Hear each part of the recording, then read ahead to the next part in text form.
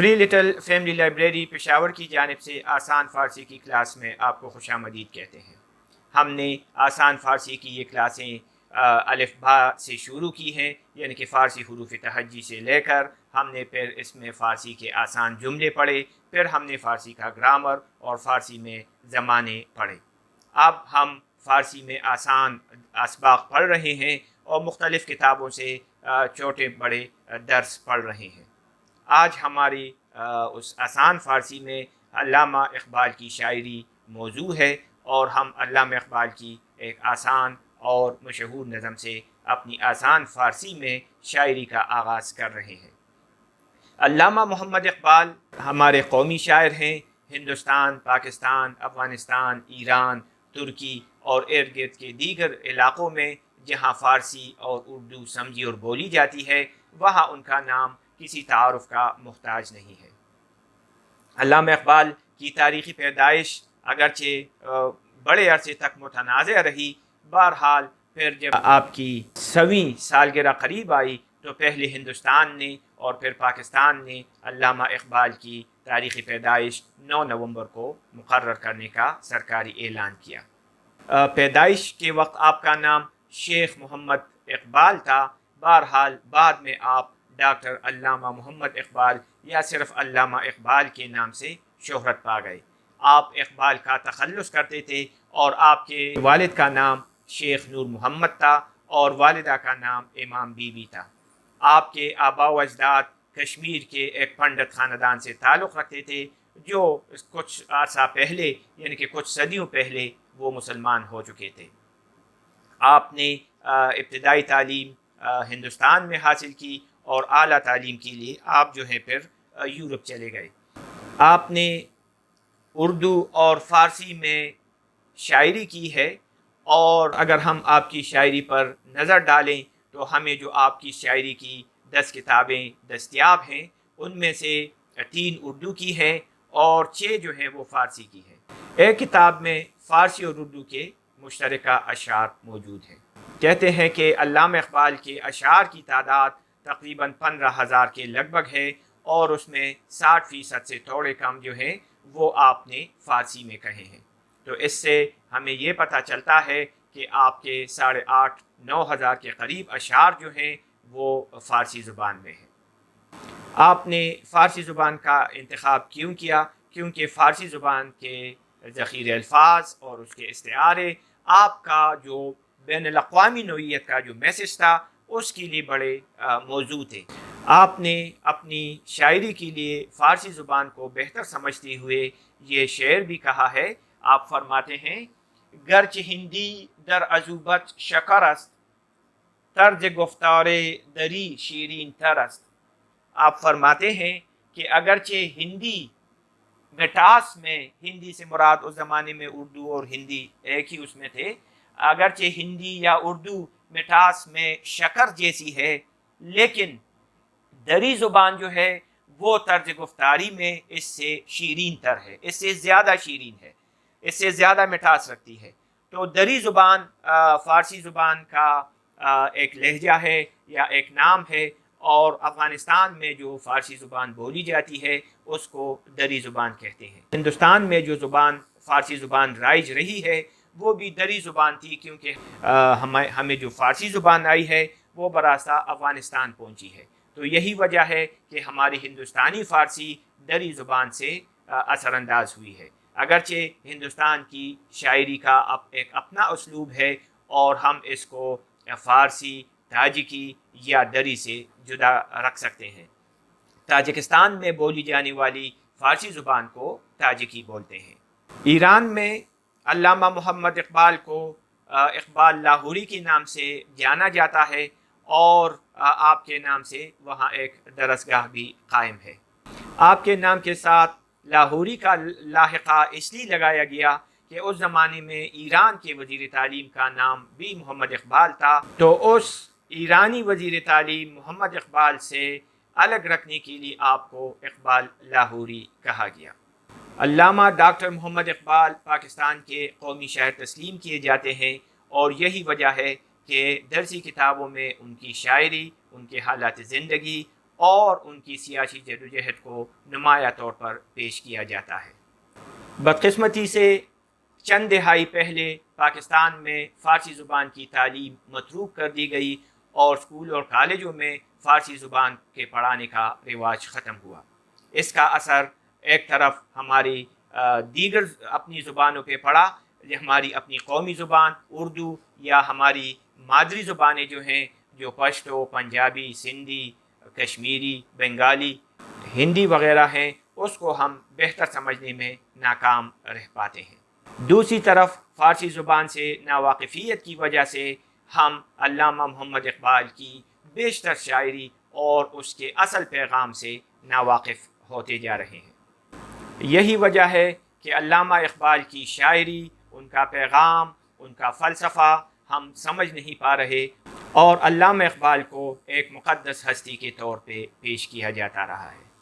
علامہ اقبال کی شاعری کی ابتدا ہم پیام مشرق سے کر رہے ہیں اور پیام مشرق کی اس آسان نظم سے ہم ابتدا لے رہے ہیں۔ آئیے پیام مشرق میں شامل اس چھوٹی سی نظم محاورہ ما بین خدا و انسان کو پڑھتے ہیں۔ پیام مشرق علامہ محمد اقبال کی فارسی زبان میں شاعری کی کتاب ہے اور اس کتاب کو پہلی مرتبہ 1923 میں چھاپا گیا اور اس سے پہلے 4-5 سال کی دوران میں لکھی ہوئی نظمیں شامل ہیں۔ یہ کتاب عظیم جرمن شاعر گوئٹے کی کتاب کے جواب میں لکھی گئی ہے۔ گوئٹے 18ویں اور 19ویں صدی کا جرمن شاعر ہے اور وہ مشرقی شاعری سے بہت متاثر تھا، خاص کر وہ حافظ شیرازی اور شیخ سعدی کی شاعری کے ساتھ ساتھ سنسکرت زبان سے متاثر تھا۔ یہ وہ زمانہ ہے جب خاص کر انقلاب فرانس کے بعد یورپ میں مادہ پرستی کا دورہ تھا۔ گوئٹے نے اس مادہ پرستی سے مشرقی تہذیب میں پناہ لینے کی کوشش کی اور اس نے ایک شاعری کی کتاب مشرق و مغرب کی دیوان کے نام سے لکھی۔ اس نے جرمن زبان میں یہ شاعری کی ہے لیکن کتاب کا نام دیوان رکھا گیا ہے۔ پیام مشرق کا انتساب افغانستان کے فرمان روا امیر امان اللہ خان کے نام سے ہے۔ امیر امان اللہ خان اپنے باپ حبیب اللہ خان کی موت کے بعد افغانستان کے امیر بنتے ہیں اور امیر بننے کے فوراً بعد 1919 میں وہ برطانوی ہندوستان سے ایک جنگ چھیڑ دیتے ہیں۔ اس جنگ کو تیسری اینگلو افغان جنگ کے نام سے جانا جاتا ہے اور اس جنگ کے نتیجے میں افغانستان کو خارجہ پالیسی پر آزادی مل گئی۔ اس سے پہلے افغانستان خارجہ پالیسی کے طور سے آزاد ملک نہیں تھا۔ امیر امان اللہ خان نے بعد میں افغانستان میں پہلا آئین نافذ کیا اور اپنے آپ کو بادشاہ قرار دیا۔ اب وہ امیر کی جگہ شاہ کہلانے لگے۔ شاہ امان اللہ خان نے مغربی طرز کی کچھ اصلاحات افغانستان میں رائج کرنے کی کوشش کی لیکن شاید وہ اصلاحات اس زمانے کے لوگوں کی سوچوں سے بہت زیادہ آگے تھے۔ وہ اصلاحات ناکام ہوئی اور امان اللہ خان کو جلا وطنی اختیار کرنا پڑی۔ پیام مشرق میں شامل یہ نظم محاورہ ما بین خدا و انسان علامہ اقبال کی بہت خوبصورت اور آسان نظم ہے۔ اس میں جس طرح کہ اس کے ٹائٹل سے ہمیں پتہ چلتا ہے کہ یہ خدا اور انسان کے درمیان گفتگو ہے، ایک خیالی گفتگو یا مکالمہ ہے۔ پہلے 3 اشعار میں خدا انسان سے جو باتیں کرتا ہے وہ دی گئی ہے اور باقی میں انسان خدا کو جواب دیتا ہے تو وہ شامل ہے۔ پہلے ہم خدا جو انسان سے کہتا ہے وہ باتیں پڑھتے ہیں۔ خدا کہتا ہے جہان را از یک آب و گل آفریدم، تو ایران و تاتار و زنگ آفریدی۔ خدا کہتا ہے کہ میں نے اس جہان کو ایک ہی پانی اور ایک ہی گل، مٹی کو بولتے ہیں، سے بنایا۔ آفریدم میں نے بنایا۔ آفریدن فارسی کا مصدر ہے اور اس کا جب ہم ماضی بناتے ہیں تو آفرید بنتا ہے۔ تو آفریدم میں نے بنایا۔ خدا کہتا ہے کہ اس جہان کو میں نے ایک ہی پانی اور مٹی سے بنایا ہے، ایک ہی جیسے مرکب سے بنایا ہے۔ تو ایران و تاتار و زنگ آفریدی، تو انسان کو کہتا ہے کہ تم نے اس میں ایران، تاتار ایک قوم ہے وسطی ایشیا کی، منگول اور ترک نسل سے، اور تاتارستان ایک موجودہ رشین فیڈریشن میں ایک جمہوریہ کا نام بھی ہے۔ تاتار سے ہم ترکستان مطلب لے سکتے ہیں۔ یہ خدا کہتا ہے کہ تم نے اس میں سے ایران اور تاتارستان اور زنگ آفریدی، زنگ حبشہ کو کہتے ہیں، یہاں افریقہ کی طرف اشارہ ہے، کہ تم نے اس ایک جیسی کائنات کو، اس ایک جیسی دنیا کو مختلف قوموں میں تقسیم کر دیا، یعنی کہ یہ انسان کی نااہلی کی طرف اشارہ ہے۔ دوسرے بند میں خدا کہتا ہے من از خاک پولاد ناب آفریدم تو شمشیر و تیر و تفنگ آفریدی۔ خدا کہتا ہے میں نے خاک سے پولاد ناب بنایا ہے۔ فولاد کو کہتے ہیں، یہ اصل میں پولاد ہے، لیکن جب یہ عربوں کے استعمال میں آیا تو وہ چونکہ پہ نہیں بول سکتے تھے تو اس نے اس کو فولاد بنا دیا۔ تو پولاد ناب خالص فولاد۔ خدا کہتا ہے کہ میں نے خاک سے خالص فولاد پیدا کیا۔ تو شمشیر و تیر و تفنگ آفریدی، لیکن تم نے تلوار، تیر، تفنگ بندوق کو بولتے ہیں، آفریدی بنایا۔ یہ آفریدی کے ساتھ یہ سے مراد یہ ہے کہ تو آفریدی، یہ ہم پچھلے اسباق میں پڑھ چکے ہیں۔ من کے ساتھ آفریدم اور تو کے ساتھ یہ لگے گا تو آفریدی۔ اگلے اس میں کہتے ہیں، خدا کہتا ہے تبر آفریدی نہال چمن را، تبر کلہاڑا تم نے بنا دیا، نہال چمن را چمن کے پودے کے لیے۔ قفس ساختی طائر نغم زن را، قفس پنجرے کو کہتے ہیں، ساختی اس کا فارسی میں مصدر ہے، اس کا ساختن، تو اس سے ساختی تم نے بنایا، اور اس کا مضارع یا حال کے لیے جو ہم استعمال کریں گے وہ ساز ہے۔ تو یہ دونوں الفاظ اردو میں اور ہماری زبانوں میں استعمال ہوتے ہیں۔ ساخت کا لفظ، اس جملے کی ساخت ہم کہتے ہیں، یا ساز ہم کہتے ہیں کہ شکر ساز کارخانہ۔ تو قفس ساختی تم نے پنجرہ بنایا، طائر نغم زن را، طائر عربی میں پرندے کو بولتے ہیں، نغم زن نغمہ بولنے والی یا نغمہ گانے والی خوبصورت پرندے کے لیے تم نے قفس بنا دیا اور اس میں اس کو بند کر دیا۔ ان اشعار میں خدا انسان کو اس کی منفی افعال کی طرف اشارہ کر کے ہوئے 3-4 باتیں کرتا ہے۔ اگلے اس میں انسان جواب دیتا ہے خدا کو۔ آئیے پڑھتے ہیں۔ علامہ اقبال کی ان اشعار میں انسان خدا کے حضور عرض کرتا ہے۔